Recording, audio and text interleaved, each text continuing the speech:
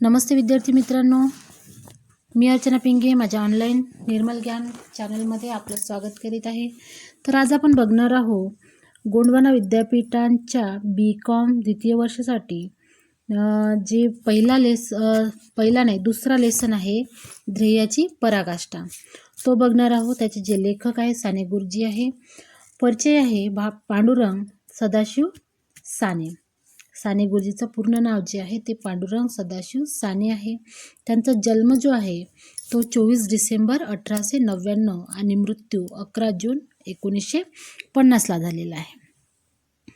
तर मराठीतील एक नामवंत लेखक, कादंबरीकार व कथाकार श्यामची आई, धडपडणारी मुले, 3 मुले, श्याम या कादंबऱ्या, गोड गोष्टी भाग 1 ते 6, अमोल गोष्टी हे कथासंग्रह आहे, पत्री हा एकमेव कविता संग्रह आहे, इत्यादी त्यांनी ललित साहित्याची पुस्तके प्रसिद्ध आहेत व त्यांच्या सर्वच साहित्यात बालमानसावर संस्कार करण्याचे सामर्थ्य आहे. त्यांची वैचारिक लेखनही केले आहे. प्रस्तुत पाठ त्यांच्या भारतीय संस्कृती या पुस्तकातून घेतला असून युवा पिढीला भारतीय नीती मूल्याचा परिचय घडविलेला आहे. तर आपण बघणार आहोत पाठ. भारतीय संस्कृतीत एकेका सद्गुणासाठी, एकेका ध्येयासाठी सर्वस्वाचे समर्पण करणाऱ्या महान विभूती आपणास दिसतात. भारतीय संस्कृती म्हणजे या विभूतीचा इतिहास. थोर पुरुषाचे चरित्र म्हणजे इतिहास असे एक वचन आहे. भारतीय संस्कृतीचा इतिहास, भारतीय संतांचा इतिहास, भारतीय वीरांचा इतिहास. सत्यासाठी रामचंद्र वनात गेला. पित्याचा शब्द खोटा पडू नये यासाठी तो 12 वर्ष रानावनात राहावयास आनंदाने सिद्ध झाला आणि 12 वर्षानंतर जेव्हा अयोध्येचे राजपद त्याला मिळाले त्यावेळेसचे त्यांचे वर्तन किती उदात्त, भगवती सीतादेवीच्या पावित्र्याविषयी प्रजेच्या मनात शंका आहे हे कळताच तो थोर प्रभू गर्भवती सीतेचा त्याग करतो. प्रजेच्या समोर धुतल्या तांदळासारखी दानत हवी इवलीशी संशयाला जागा देता कामा नये. एखादा वात्रट मनुष्य काहीतरी बोलला, त्याच्या रामाने एवढा बाहू करायला नको होता असे आपण म्हणू, परंतु रामासमोर भिन्न आदर्श होता. राम सर्व प्रजेचे पुंजीभूत पावित्र्याचे प्रतीक होते आणि प्रजेला पवित्र ठेवू पाहणारा राजा स्वतः संशयित हवा म्हणजेच काय तर प्रजेचे पाप पुण्य राम स्वतःकडे घेत होता. काहीतरी आपले चुकले असे त्याला वाटत असे. त्यामुळं त्याने सीतेची काय केली, अग्निपरीक्षा बघितली. म्हणजेच काय तर भारतीय संस्कृतीत त्याग व पावित्र्य या दोन्ही गुणांना खूप मोठं स्थान आहे. भारतीय मनुष्य केवळ पैशाला, केवळ सत्तेला मान देत नाही, तर त्या गुणाबरोबर काय करतो की पावित्र्यही हवे. बरोबर आहे. दरिद्री शुक्राचार्याला भारतीय जनता देवाप्रमाणे मानित. भारतीय जनतेचे राजाला पालख्या कधी उचलल्या नाहीत, परंतु संतांच्या पालख्या दरवर्षी लाखो लोक घेऊन जातात. जनक केवळ राजा होता म्हणून नव्हे, तर तो ज्ञानी असून विरक्त होता म्हणून तो प्राप्त स्मरणीय त्यागाशिवाय ज्ञान नाही. आसक्ताला ज्ञान कोठून असणार? आसक्ताला ज्ञान कोठून असणार? ज्ञान म्हणजे अद्वैत ज्ञान. ज्ञान म्हणजे अद्वैताची अनुभूती. ही अद्वैत जी अनुभूती जशी जशी अधिकाधिक जीवनात येते तसा तसा अधिकाधिक त्याग होऊ लागतो.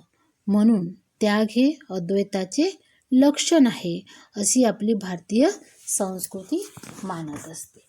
तर अशा त्यागाबरोबर पावित्र्यही येते. जो त्याग अद्वैताच्या अनुभूतीतून होतो तो पावित्र्य बरोबर आणल्याशिवाय राहत नाही. भारतात स्त्री पुरुष विषयक संबंध कसे आहेत इकडे सर्वांचे डोळे असतात. हे काम पावित्र्य आधी पाहिले जाते. तुमच्याजवळ इतर शेकडो गुण असून हा काम पावित्र्याचा महनीय गुण नसेल तर जनता तुम्हाला मानणार नाही. जनतेच्या हृदयाचे स्वामी तुम्ही होणार नाही. लोकमान्य महात्माजी यांच्याविषयीच्या अलोट भक्तीचे कारण त्यांच्या निष्कलंक चारित्र्यात व अपरंपार त्यागात आहे. बरोबर आहे ना? म्हणजे त्यांनी जो त्याग केलेला आहे, त्यांचं चारित्र्य आहे, यामुळे आपण काय करतो, त्यांची भक्ती करत असतो. भारतीय जनता हे काम पावित्र्याचे थर्मामीटर सर्वांस लागू बघते, हो ना. त्यागाचे थर्मामीटर सर्वांस लागू बघते. या दोन्ही कसोट्यांचा जो उतरलेला जो त्याचा वेळ आहे, त्या महापुरुषाला डोक्यावर घेऊन ती नाचेल. लोकांच्या मनात हे दोन गुण ठसविण्यासाठी या भारतवर्षात अपरंपार त्याग ओतलेला आहे. म्हणजे आपलं जे भारतभूमीचे जे संस्कार आहे, ते काय आहे, त्यागाचे संस्कार आपल्याला दिलेले आहे. या भीतीने राजपूत रमणी जीवनाच्या होळ्या पेटविते.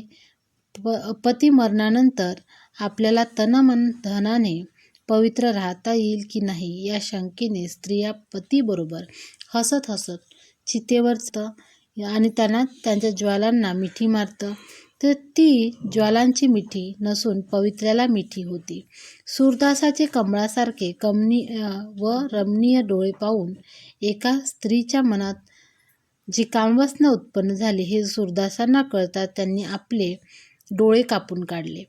म्हणजेच काय तर त्या पवित्र्याला काय लागलेला म्हणजे झाला असता, त्यामुळे त्यांनी काय केलं, आपलं डोळे कापून काढले. त्या प्रेमविलनात रमणीने विचारले, देवाने दिलेले डोळे असे का काढले? सूरदास म्हणाले, या सुंदर डोळ्यापुढे सुंदरतम परमेश्वराचे स्मरण तुम्हाला झाले असते तर या डोळ्यांना मी धन्यवाद दिले असते. हे सुंदर डोळे देणारा देव किती बरे सुंदर असेल असा विचार तुमच्या मनात येता तर किती गोड झाले असते.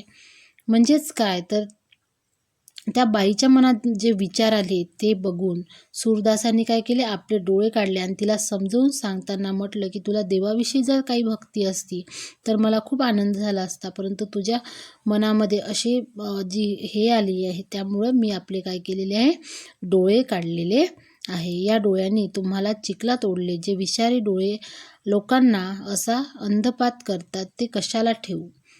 त्यांनी असं उत्तर दिलं त्या बाईला. त्यांना दूर करणे हेच मला योग्य होते. राम राजा होता, त्यांचे उदाहरण जनता डोळ्यासमोर ठेवणार. यथा राजा तथा प्रजा हीच म्हण आहे. म्हणून राजावर अपरंपार जबाबदारी आहे. भारतवर्षातील पुढाऱ्यांनी हे रामाचे उदाहरण जे आहे ते कधी कधी विसरता कामा नये. रामाने ध्येयाची पराकाष्ठा गाठली व पावित्र्यासाठी लोकांची पवित्र्यावरची श्रद्धा अविचल राहावी म्हणून हा त्यांनी काय केलेला आहे, त्याग केलेला आहे. तेव्हाच त्या पावित्र्याची महती थोडी थोडी बहुजन समाजाला कळेल, एरवी नाही. म्हणजेच काय तर रामाला काय करायचं होतं, आपलं जे प्रजेचं पावित्र्य आहे ते कायम ठेवायचं होतं आणि त्यासाठी त्यांनी ही म्हणजे गोष्ट त्याला करण्यास भाग पाडली. रामाची हिमालयाच्या धवल शिखरावर सारखी ही उदात्तता जशी दिसते तितकीच सीतेची सहनशीलता पण दिसते. पतीला बोल लागलेला तिला कसा खपेल? स्वतःची निंदा झाली, दुःखापेक्षा रामाच्या चारित्र्याची निंदा तिला अधिक झोंबली असते. म्हणजेच काय तर राम सीता निरनिराळी थोडीच होती, एकरूपच होती. सीता कोठेही गेली तरी तिच्या जीवनात जो रामाचं जे ओतपोत भरलेला जो हे होतं ते कुठेही तिला मिळालं असतं. म्हणजे सीता दुबळी नव्हती, तर पावित्र्याचे सामर्थ्य तिच्याजवळ होते आणि पतिप्रेमाने प्रेमाचे जे कवच आहे ते तिला म्हणजे तिला सांभाळ करत होती. पतीची इच्छा तीव्र व तिची इच्छा स्वतःला स्वतंत्र इच्छा तिने ठेवली नाही. ती प्रेमात मिळून गेली होती. सीता केव्हाच मरून गेली होती, रामरूप झाली होती. म्हणजेच काय तर ती आपल्या पतीच्या प्रेमामध्ये एकरूप झालेली होती. प्रेम म्हणजे प्रिय वस्तूत बुडून जाणे. प्रेम म्हणजे आपले मरण पाहिले म्या डोळा. सीतेचे प्रेम पराकोटीला पोचलेले होते आणि प्रेमाची परमसीमा तीच होती. म्हणून सीता भारतीय स्त्रियांचा मान धर्म आहे. स्त्रियांचा धर्म म्हणजे सीता, बायकांचे शेकडो ओव्यात सीतेची ही महिमा आहे. सीता वनवासी, दगडाची केली बाज, घोर अरण्यात अंकुश बाळा निज. आणि भरताचे जे बंधुप्रेम आहे, माझा राम वनात जातो आणि मी गादीवर बसू, हा रामकंद म्हणजे काय तर राम कंदमुळे खाणार आणि मी लाडू जिलेबी खाणार, हे काही त्याला पटलं नव्हतं. म्हणून त्यांनी काय केलं, तो सुद्धा रामाबरोबर जंगलामध्ये गेला. लक्ष्मण तर प्रत्यक्ष रामाबरोबर काय झालं जंगलामध्ये गेला. भरत रामाचे चिंतन करून जगला, परंतु लक्ष्मण रामाच्या दर्शनाने जगला असता.